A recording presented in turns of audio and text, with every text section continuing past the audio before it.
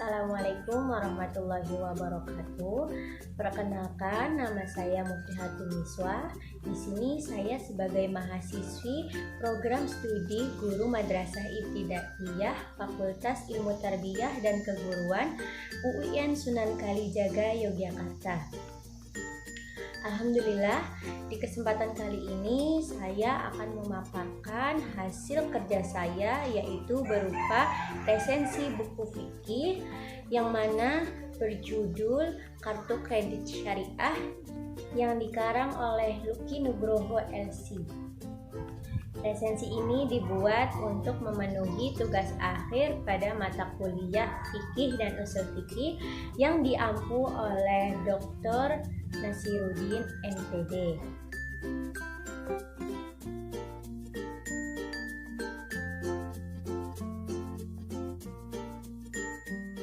Baik, untuk selanjutnya yaitu identitas buku. Buku ini berjudul tentang Kartu Kredit Syariah yang ditulis oleh Lucky Nugroho LC, yang dieditori oleh Fatih, dan sebagai setting dan layout yaitu Fayyad Fawaz, lalu didesain cover oleh Fatih dan diterbitkan oleh Rumah Fikih Indonesia untuk cetakan pertama yaitu pada 1 Oktober 2018.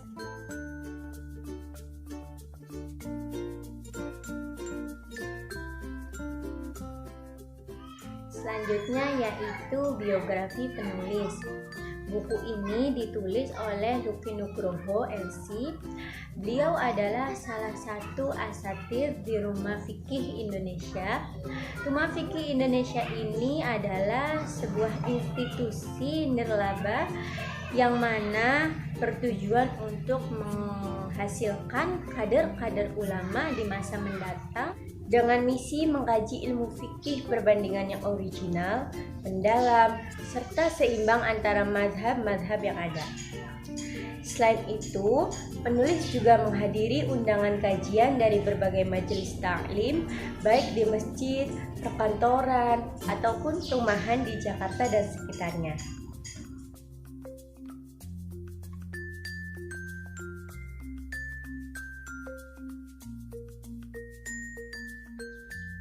Baik, selanjutnya yaitu isi buku.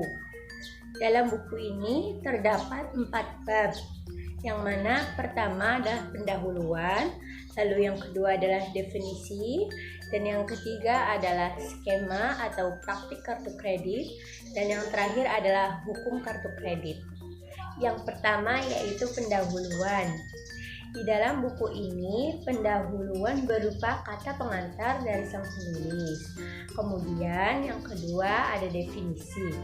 Di buku ini dijelaskan, menurut Kamus Besar Bahasa Indonesia, kartu kredit adalah kartu kecil yang dikeluarkan oleh bank yang menjamin pemiliknya untuk dapat berbelanja tanpa membayar kontan, dan pengeluaran belanja tersebut akan diperhitungkan dalam rekening pemilik kartu di bank tersebut. Di dalam buku ini juga dijelaskan bahwa kartu kredit adalah kartu yang berukuran kecil yang terbuat dari material berupa plastik atau sejenisnya yang dapat digunakan untuk metode pembayaran di mana uang akan ditanggung kepada Anda kemudian. Nah, dari beberapa definisi tersebut bisa kita simpulkan bahwa kartu kredit adalah salah satu metode pembayaran kontemporer yang mana pemilik atau pemegang bisa melakukan transaksi non tunai. Baik, selanjutnya yaitu bab yang kedua, skema dan pemakaian kartu kredit. Jika kita pergi ke suatu mall atau pusat perbelanjaan lainnya, tak jarang kita melihat orang-orang dengan pakaian rapih dan berjas bahkan berdasi menghampiri kita, lalu menawarkan kartu kredit milik perusahaan banknya dan menawarkan kita untuk ikut bergabung memakai kartu kredit milik banknya. Sebelum kita benar-benar menggunakan kartu kredit, sebaiknya kita pahami terlebih dahulu hak-hak dan kewajiban untuk menggunakan kartu kredit. Di dalam dunia perbankan pastinya terdapat ketentuan-ketentuan yang harus kita penuhi, seperti batasan usia pemakaian dan juga penghasilan. Di dalam dunia perbankan, usia 21 atau 18 tahun diperbolehkan memegang kartu kredit tetapi sudah menikah resmi. Ketentuan ini berlaku bagi pemegang kartu utama.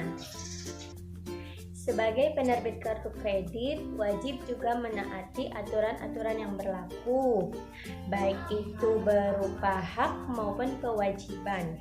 Di antaranya seperti penerbit kartu kredit wajib memberikan informasi tertulis untuk pemegang kartu kredit, seperti tata cara penggunaan kartu kredit, hak dan kewajiban pemegang kartu kredit, jenis biaya atau denda yang berlaku, dan lain sebagainya.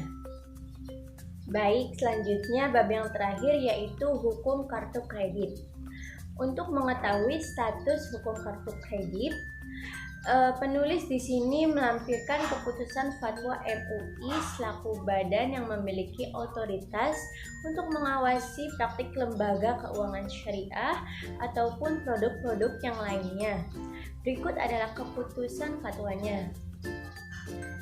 Di dalam ketentuan umum yang pertama yaitu syariah card adalah kartu yang berfungsi seperti kartu kredit yang hubungan hukum antara pihak berdasarkan prinsip syariah sebagaimana diatur dalam fatwa ini. Yang kedua yaitu para pihak sebagaimana dimaksud di butir A adalah pihak penerbit kartu, pemegang kartu, dan penerima kartu. Kemudian yang ketiga, iuran anggota termaksud perpanjangan masa keanggotaan dari pemegang kartu sebagai imbalan izin menggunakan kartu yang pembayarannya berdasarkan kesepakatan. Dalam ketentuan umum ini, penulis mencantumkan 7 ketentuan, yang 3 diantaranya telah saya sebutkan tadi. Kemudian, untuk hukum kartu kredit syariah ini diperbolehkan dengan ketentuan yang pertama, kafalah. Kafalah yaitu penerbit kartu atau penjamin. Kemudian yang kedua adalah qard. Qard ini yaitu pemberi pinjaman kepada pemegang kartu melalui penarikan tunai. Kemudian yang ketiga yaitu ijarah. Ijarah adalah penyedia jasa sistem pembayaran dan pelayanan terhadap pemegang kartu. Di dalam fatwa ini juga disebutkan tentang ketentuan batasan syariah card, kemudian ketentuan fee, dan kemudian ketentuan takwid dan denda, dan ketentuan penutup, yang mana ketentuan-ketentuan tersebut tidak bisa saya sebutkan isinya satu persatu. Kemudian saya langsung saja akan menyebutkan ketentuan penutup. Yang pertama yaitu jika salah satu pihak tidak menunaikan kewajibannya atau terjadi perselisihan di antara pihak-pihak terkait, maka penyelesaiannya dapat dilakukan melalui pengadilan agama atau badan arbitrase syariah setelah tidak mencapai kesepakatan melalui musyawarah. Kemudian yang kedua yaitu fatwa ini berlaku sejak tanggal ditetapkannya dengan ketentuan jika kemudian hari terdapat kekeliruan akan diubah dan disempurnakan sebagaimana mestinya. Fatwa ini ditetapkan di Jakarta pada tanggal 18 Ramadan 1427 Hijriah atau 11 Oktober 2006 Masehi. Ditetapkan oleh Dewan Syariah Nasional Majelis Ulama Indonesia.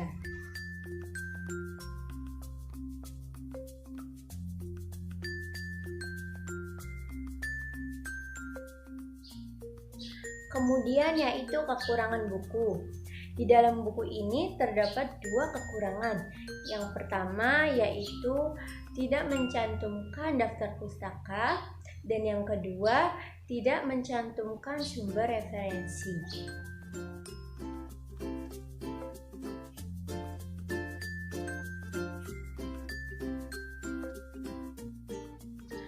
Selanjutnya yaitu kelebihan buku. Buku ini didesain dengan baik dan juga memiliki cover yang menarik sesuai dengan judulnya, yaitu Kartu Kredit Syariah. Dan penulis juga memberikan bahasa yang ringan pada buku ini sehingga membantu para pembaca untuk memahaminya.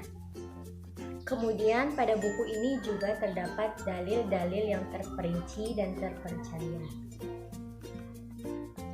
Segitu saja resensi dari saya. Semoga video ini bermanfaat bagi kita semua. Apabila banyak kekurangan, saya mohon maaf. Sekian dari saya akhiri. Wassalamualaikum warahmatullahi wabarakatuh.